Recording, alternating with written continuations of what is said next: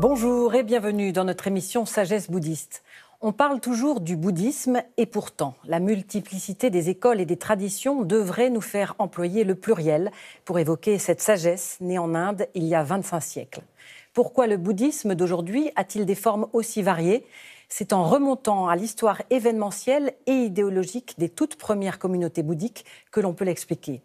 Nous vous proposons de consacrer 2 émissions à l'histoire des écoles anciennes du bouddhisme indien que va nous faire découvrir notre invité Dominique Trottignon. Aujourd'hui, nous retracerons l'histoire des événements qui ont donné naissance à ces écoles et ces courants, dont sont issus le Mahayana et le Theravada. Nous verrons ainsi comment ces communautés se sont scindées et comment elles se sont réparties géographiquement. Et puis dimanche prochain, nous verrons précisément quelles idées distinguaient ces écoles les unes des autres. Dominique Trottignon, bonjour. Bonjour. Vous pratiquez le bouddhisme dans la tradition du Theravada depuis de nombreuses années. Vous dirigez l'Institut d'études bouddhiques à Paris, au sein duquel vous enseignez. Et puis vous menez des recherches notamment sur le bouddhisme ancien et sur l'histoire du Theravada. Merci de répondre aujourd'hui à nos questions. Alors tout d'abord, pour parler des écoles anciennes, sur quels documents se base-t-on ? Alors, le premier document qui nous a été transmis, c'est celui que les traditions bouddhiques elles-mêmes ont constitué au fil des siècles. Le problème pour nous, c'est que ces documents-là sont des documents essentiellement oraux pendant de très nombreux siècles, qui ensuite ont été mis par écrit, mais à date relativement récente. Donc, on a toujours des doutes sur leur fiabilité, même si la tradition bouddhique est très favorable à cette transmission orale. Du coup, on essaie de contrebalancer ça avec tous les documents qui viennent de l'archéologie.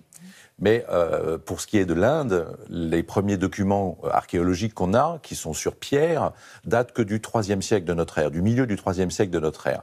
Et donc, comme le Bouddha, on estime qu'il a vécu au Ve siècle, on a une période de 150 ans au minimum, qui reste quand même assez peu fiable pour ce qui est des traces tangibles. De quelle époque parle-t-on précisément quand on dit les écoles anciennes du bouddhisme indien ? Alors l'expression est peut-être un petit peu trompeuse, parce qu'on évoque en fait leur date d'apparition.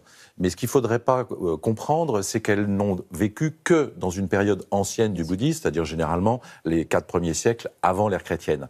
En fait, ces écoles ont perduré en Inde jusqu'à la disparition du bouddhisme en Inde aux alentours du XIIe siècle, voire certaines ont perduré même jusqu'au XIVe, XVe siècle. Donc cette expression de « ancienne » désigne la date d'apparition, mais pas leur durée de vie. Alors, autre question de vocabulaire, les écoles, qu'est-ce que ça veut dire précisément ? Le mot qu'emploient eux-mêmes les bouddhistes serait celui de Nikaya, qui pourrait être traduit par groupe. On pourrait, par exemple, employer l'expression de congrégation pour faire référence à la tradition chrétienne. Les termes d'école, il faudrait plus le réserver à des groupes qui se singularisent par leur doctrine, par leur pensée. Et c'est un autre terme qui est employé aussi dans le bouddhisme, qui n'est pas celui de Nikaya, mais qui est celui de Vada, qu'on va retrouver dans de très nombreux noms, justement, de ces différents groupes. En fait, au départ, les groupes se constituent plutôt sur la discipline de vie, sur la façon dont les disciples du Bouddha mettent en pratique son enseignement, et au fil des siècles, ils vont finir par avoir des débats plutôt doctrinaux, de scolastique. Et là, on va avoir l'apparition de ce qu'on appelle, nous, des écoles au sens strict. Au sens d'aujourd'hui. Au sens d'aujourd'hui, voilà. Alors, et les courants, qu'est-ce que ça veut dire aussi précisément ? Alors, traditionnellement, les écoles bouddhiques se comptent par dizaines. On évoque souvent le chiffre de 18. En fait, on ne sait pas trop. Selon les documents, on en a une quinzaine, on en a une vingtaine. Parfois, ça monte jusqu'à 25. Le chiffre traditionnel, c'est celui de 18. Mais c'est très, très vaste. Et en fait, on peut les regrouper. Et on peut les regrouper en 4 grands courants qui ils se réunissent quand même sur des points de discipline et de doctrine qui permettent de créer des familles qu'on appellera les courants.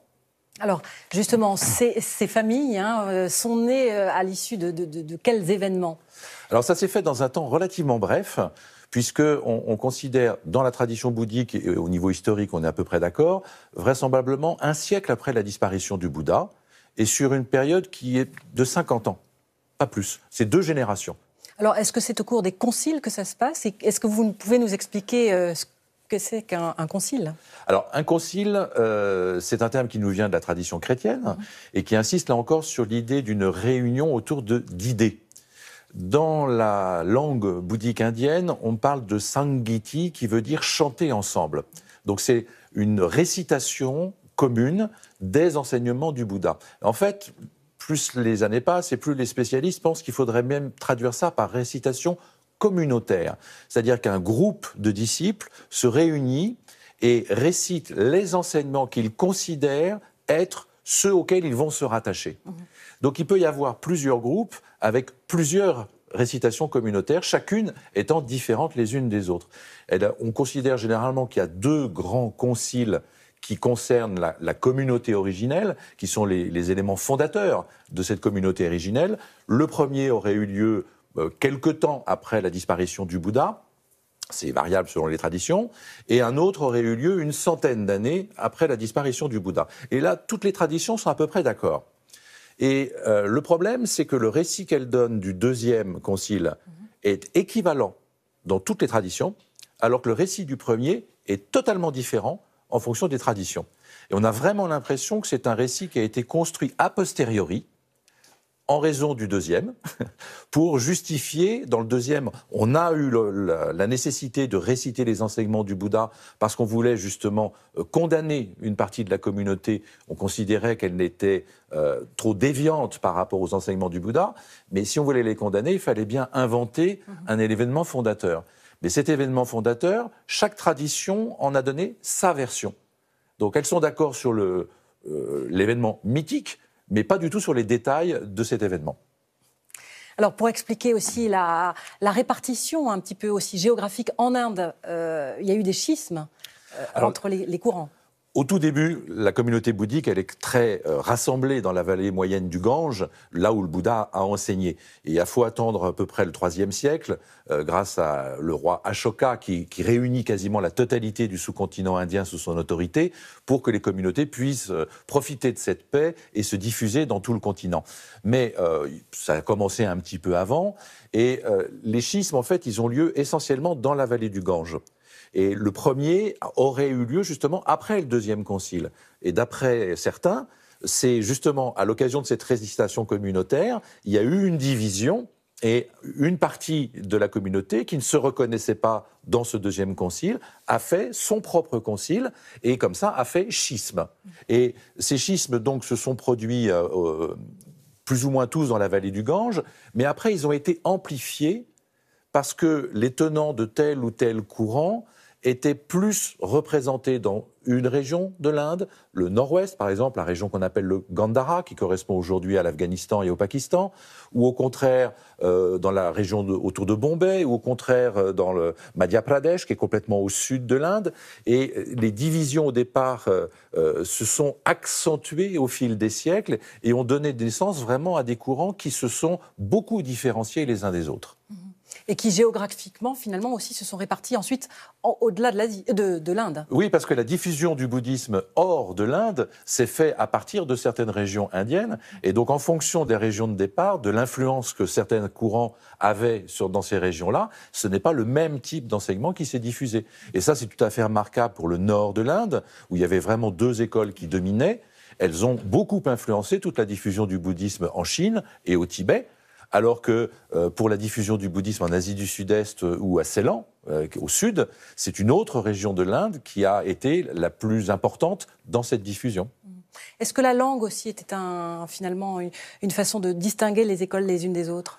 Alors au départ, le Bouddha tenait à ce que tous ses disciples enseignent dans les langues populaires, ce qu'en Inde on appelle le prakrit, par opposition au sanskrit, qui est la langue des brahmanes et qui est une langue plutôt savante et réservée au domaine religieux. Lui, le Bouddha, voulait se faire comprendre de tous. Et les premières transmissions s'effectuent dans les prakrits.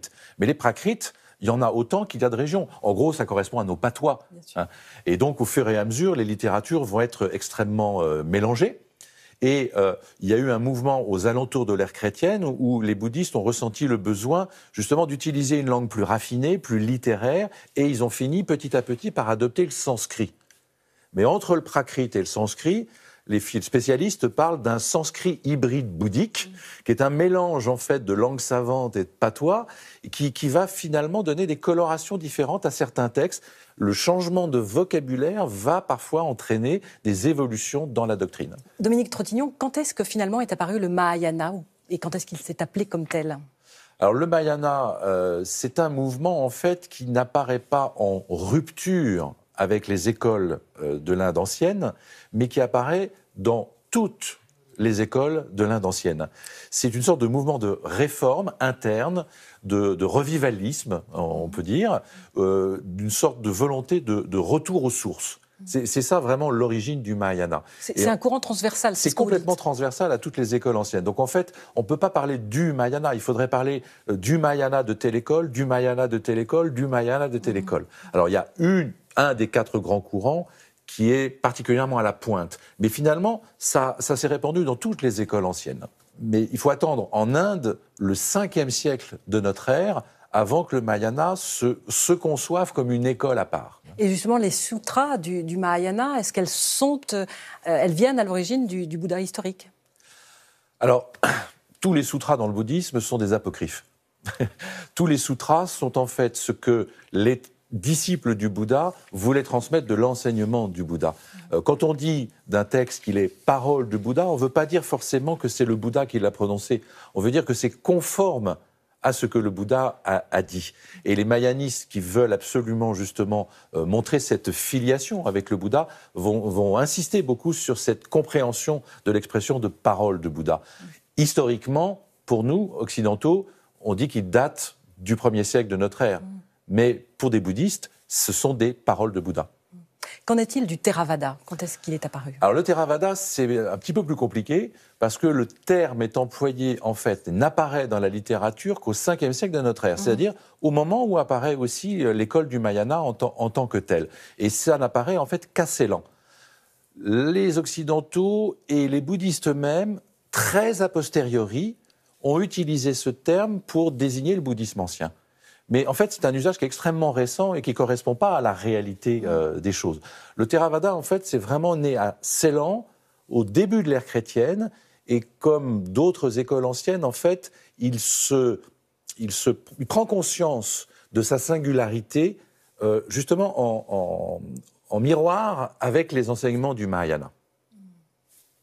Pour conclure, Dominique Trottignon, quand peut-on dire que les bouddhistes, finalement, se sentent appartenir à une école plutôt qu'à une autre? Eh bien, comme je viens de le dire pour le Theravada, c'est généralement au début de l'ère chrétienne seulement, que, a posteriori, du fait de cette confrontation avec les enseignements du Mahayana qui posent problème à l'intérieur de la communauté par leur nouveauté, chaque groupe qui est dans des régions plus ou moins différentes de l'Inde va prendre conscience de son identité, va penser un arbre généalogique, va penser une histoire pour se placer au sein de cet ensemble très disparate et se donner une identité. Et en fait, tous ces noms que l'on connaît, sous lesquels on connaît ces différentes écoles bouddhiques, n'apparaissent pas dans la littérature avant le début de l'ère chrétienne.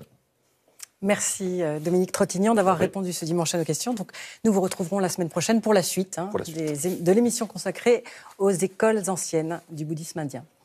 Avant de clore cette première partie d'émission, voici à présent quelques suggestions de lecture. Tout d'abord, Sous l'arbre de l'éveil d'Étienne Otokete, édité par Kunchab. L'auteur aborde le bouddhisme dans son contexte historique en consacrant une vaste partie aux origines du Theravada, du Mahayana et du Vajrayana, ainsi qu'à leur répartition géographique. Aux sources du bouddhisme chez Fayard, sous la direction de Liliane Silburn, sont ici réunis et présentés des textes canoniques prêtés au Bouddha ou composés par les grands maîtres qui lui ont succédé en Inde et jusqu'au Japon. Et enfin, Le Bouddha historique de Hans Wolfgang Schumann aux éditions Sully, un livre de référence qui propose de découvrir qui fut Siddhartha Gautama, l'homme qui devint le Bouddha il y a quelques 2500 ans en Inde. L'émission touche à sa fin. Vous pouvez la revoir toute la semaine sur le site internet de France 2 en consultant lepleuz.fr. Merci de nous avoir suivis. À dimanche prochain pour la suite. Et d'ici là, très bonne semaine.